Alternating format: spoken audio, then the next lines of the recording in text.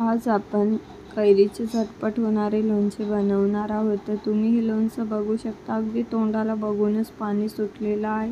छान चटपटीत असं झालेलं आहे. तुम्ही सुद्धा या पद्धतीने नक्की ट्राय करून बघा. फक्त 10 ते 15 मिनिटात आपण सहज बनवू शकतो. चला तर मग वेळ न घालवता रेसिपी बनवायला सुरुवात करूया. त्यासाठी सर्वप्रथम आपल्या कैरी स्वच्छ धुवून पुसून त्यानंतर अशा पद्धतीने आपल्याला त्याचे काप करून घ्यायचे आहेत.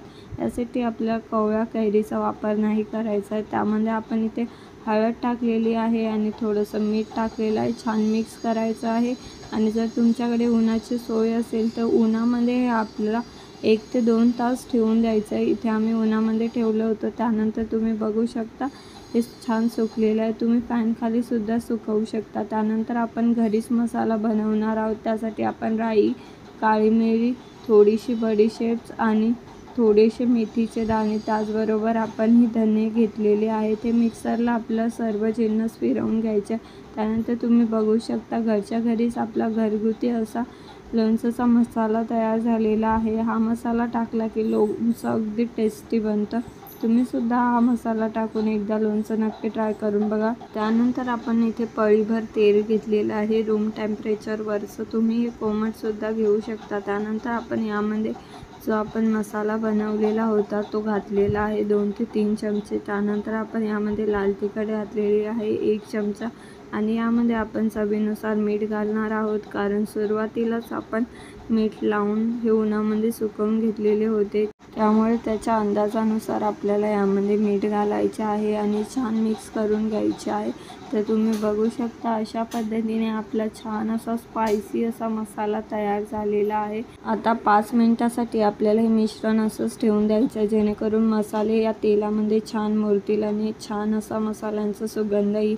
5 मिनिटानंतर आपल्याला यामध्ये कैरीचे काप घालायचे आहेत आणि पुन्हा छान मिक्स करून घ्यायचं आहे. तर अशा पद्धतीने इथे आपलं झटपट असं लोणचं तयार होत आहे. आता हे आपण छान मिक्स करून घेणार आहोत आणि इथे तुम्ही बघू शकता छान असा रंगसुद्धा लोणच्याला आलेला आहे. तुम्हीसुद्धा या पद्धतीने हे लोणचे नक्की ट्राय करून बघा. घरच्या घरीच हायजेनिक पद्धतीने आपण हे लोणचं बनवलेलं आहे. खूप सुंदर असं लोणचं आहे आणि खायलासुद्धा हे खूप भारी लागतं. आता जर आपल्याला हे लोणचं खूप दिवसांसाठी स्टोअर करायचं असेल तर आपल्या काचेची बरणी घ्यायची आहे किंवा प्लास्टिकची बरणी घ्यायची आहे. छान स्वच्छ पुसून घ्यायची आहे आणि सुकवून घ्यायची आहे आणि त्यानंतरच आपल्याला हे लोणचं त्यामध्ये भरायचं.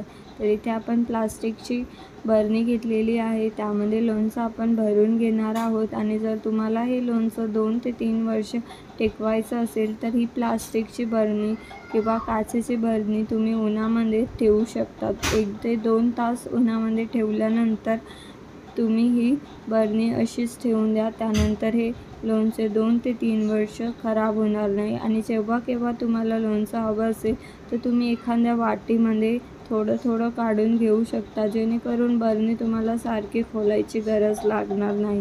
तुम्हीसुद्धा या छोट्या छोट्या टिप्स नक्की फॉलो करा जेणेकरून वर्ष 2 वर्ष हे लोणचं सहज टिकेल. तुम्हीसुद्धा या पद्धतीने हे लोणचं नक्की ट्राय करून बघा. आणि व्हिडिओ हेल्पफुल वाटला असेल तर व्हिडिओला लाईक करा, शेअर करा. मम्मा बाबूज रेसिपी चॅनलला अजूनही सबस्क्राईब केलं नसेल तर लगेचच सबस्क्राईब करून घ्या. व्हिडिओ पूर्ण अगदी शेवटपर्यंत बघितल्याबद्दल धन्यवाद.